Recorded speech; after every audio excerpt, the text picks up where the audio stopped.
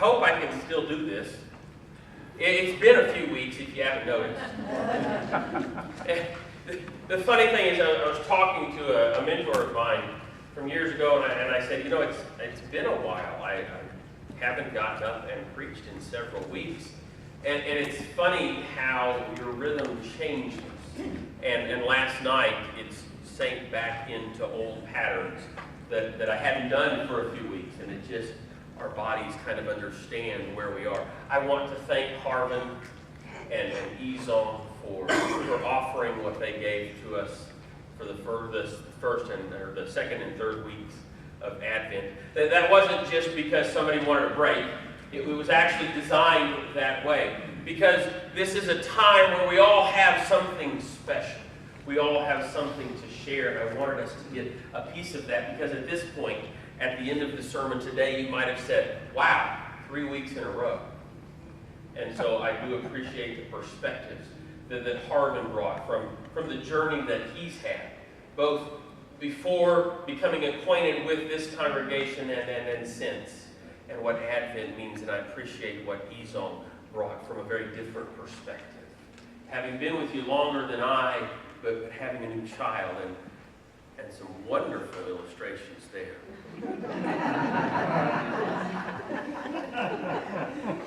And so I do want to start by thanking both of them. If you'll just offer me to give me this one moment, I would like to applaud our entire staff. Could you just give a moment and...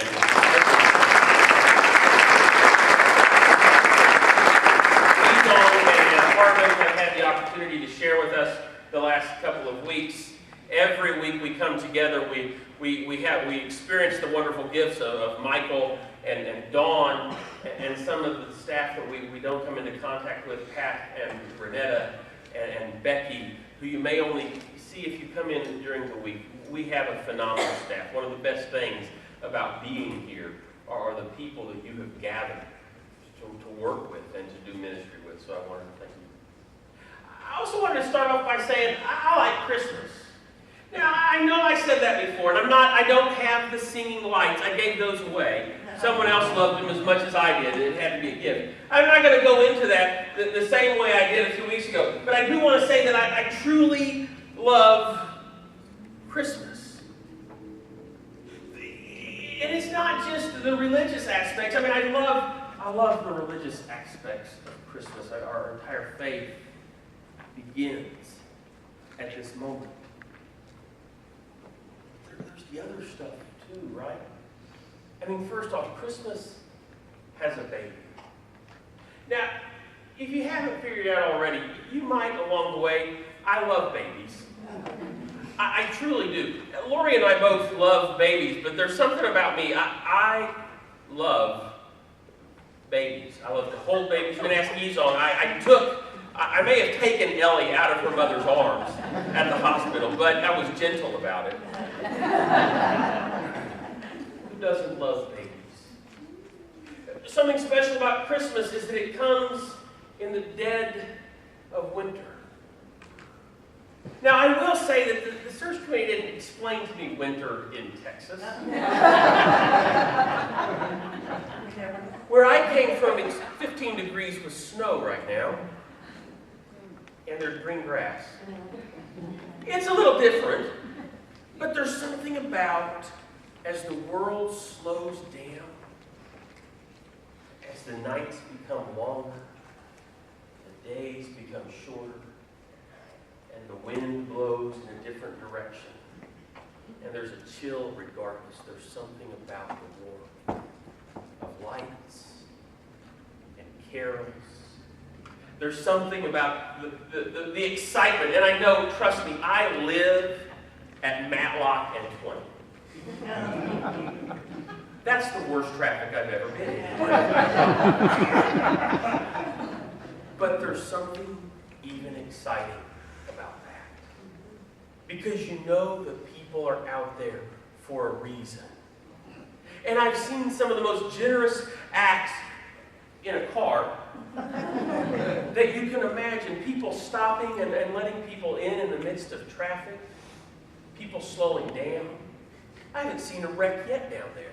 And I'm truly amazed. Christmas is an easy thing to like. It's romantic. Is there anything better than sitting in front of a fire with someone you love and listening to Bing Crosby? Even I can snuggle up with that. Presents. Who doesn't love presents? Giving presents, receiving presents. Even the dogs get presents. I frequent pet shops. I go to the fish section and I just look. And they have rawhide candy canes this tall. Dogs love Christmas. Cats love Christmas because I see them with the little hats on. I don't let them in my house, but I see them with the little hats on. I know they love the leftovers because they always get the leftovers. Everyone loves Christmas. And one of the reasons, though, I think that we don't always think about is that Christmas, just innate, whether you're religious or not, there's hope. There's something about massive amounts of traffic where people actually let somebody in without honking their horn that shows hope. There's something about, Lori and I made a late trip to Target the other night, and there was a family caroling in front of the store. And they were singing The Little Drummer Boy, and the best part was the little boy who wasn't necessarily singing, when it came to the right point, he'd go, ding, ding. There is hope in this time of the year. That's what the Scripture is about this morning. Well, we've heard the stories. We know it by now, right? We know about Mary and Joseph. We know about the angels coming and the trip to Bethlehem and no room at the inn. But do we remember what happened leading up to that? Micah is one of those prophets that people tend to love. My absolute favorite piece of Scripture comes from Micah. It was my first sermon here, Micah 6:6-8. We heard it every single Sunday for a while. But we've got to understand the context in which Micah was talking. This is about the 8th century BCE, and the Neo-Assyrian Empire had just crushed the northern kingdom. Now, by crushed, I mean wiped it off the face of the map. All of the leaders, the religious leaders, the political leaders, the social elite had been taken and shipped off. And so all of a sudden you had a community that maybe at some point said, if I could be the leader, I can do a better job than them, having to prove it. And they were lost. Because generations that had led were gone. Within that same time frame, the southern kingdom fell too, just a couple of decades later. And the world that had been united by David, the kingdom that had grown under David, the powerful David, it no longer existed. It was gone. And with that, the very identity of the people who had been there. And then Micah writes, and I want to read to you from a different version. Bonnie, thank you. This is from the Message. But you, Bethlehem, David's country, the runt of the litter. From you will come the leader who will shepherd Israel. He'll be no upstart, no pretender. His family tree is ancient and distinguished. Meanwhile, Israel, you will be in foster homes until the birth pangs are over and the child is born and the scattered brothers come back home to the family of Israel. But he will stand tall in his shepherd rule by God's strength. centered in the majesty of God revealed, and the people will have a good and safe home, for the whole world will hold him in respect, peacemaker of the earth. Christmas is about that. Being significant, becoming significant, and bringing peace. Well, one of my favorite stories about peace comes from it, and I'm sure we've heard it before, the Christmas truce of World War I. 1914, in the middle of trench warfare along the Western Front. Apparently, everything I've heard and read is trench warfare was the most, all war is horrible, but trench warfare was just dehumanizing. And on Christmas Eve, there had been a declared truce. And the sides broke into song. And they actually came out of the trenches. And they met in what was declared no man's land. And they broke bread together. And they shared what they brought with them. Later in his ministry, Jesus says, "Peace I give to you, but not like peace you understand." I think that's what he meant. The kind of peace that surpasses all boundaries, the kind of peace that does away the indifference of war. The kind of peace that brings two people trying to kill each other to break bread in the middle of the night. It's my firm belief that we need that kind of peace now. It's my firm belief that that peace that goes beyond chaos is the kind of peace that we need now. Because we live in a world where we have to ask, when will the next terrorist attack happen? We live in a world where we have to ask, when will the next mass shooting happen? When will another of our vaunted institutions fail us? Be it the church, banks, politics. It's time for the one to come who will be the one of peace. The problem is, too often he doesn't come giving us exactly what we want, right? Because that would be too easy. It would be too easy to just come and say, okay, I'm here, and everything is all right. Instead, he comes and he says, okay, I'm here, and now it's your job. And it's not just your job, it's your job, and it's your job, and it's my job. It's all of our job. It isn't simply a call to sit there and hope and pray. It's a call to live into. One of my favorite quotes about church doesn't come from an ancient theologian. It comes from the Pope. Some of you have read it. I posted it last year, and then I put it again on my Facebook page this year. I prefer a church which is bruised, hurting, and dirty because it's been out on the streets rather than a church which is unhealthy from being confined and from clinging to its own security. That's a challenge.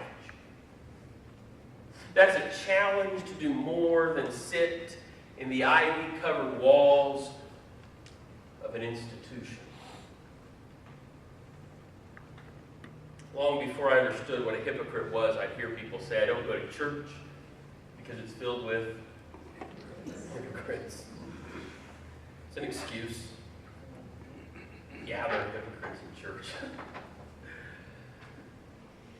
More often than not, it's just an excuse to avoid truth, but there is truth in that statement. How long has the church called us to live lives that aren't real? I can remember as a hospice chaplain, I had a patient, and every time I would go to see that patient's spouse, she was happy and joyful, even as her husband suffered this horribly painful and debilitating disease.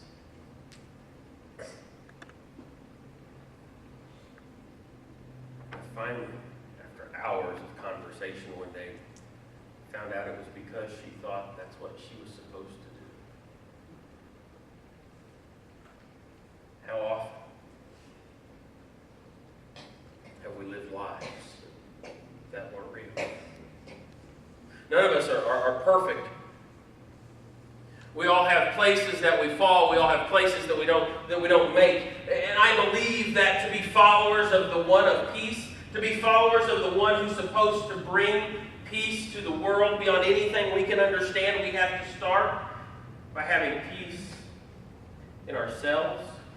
It's hard to admit that we're ever wrong or we're ever broken, but if we can't admit that, then we can't ever open ourselves to that peace that surpasses all understanding. I actually believe in the goodness of all people. I do. I've been told I wear rose-colored glasses, that I'm an idealist or a pie-in-the-sky kind of person. I do believe in the goodness of all people, but I also believe strongly in the brokenness of all people. We don't always talk about it. We don't talk about what that brokenness looks like. And there are some acceptable ways to do that. There are some times when someone stands up and they can tell us that they are an addict and they've been clean for this amount of time, and we celebrate with them. How often do we celebrate the first step when they're in the depths of their addiction? How often is the hand that we extend when they're saying, I'm good, not there when they need it the most? Other addictions we just pretend aren't there. How often will we hear about another actor who's going away because they have a sex addiction? And we think, that's just weird. And we don't even want to discuss it. What about things like mental health issues that we can't bring up?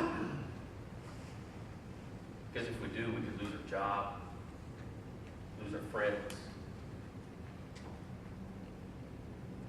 What about our own brokenness?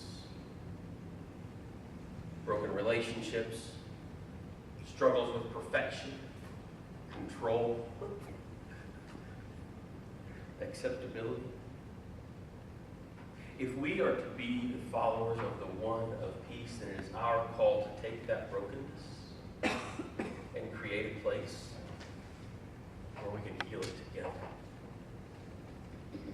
The church that's bruised and dirty and hurting is one that understands that people on the inside are just as bruised and hurting and dirty as some people are on the outside. And once we accept that, the rest is just offering the same grace that we seek to everyone else. I love Christmas. I love it for all the reasons that we've talked about. But I love it because it's an easy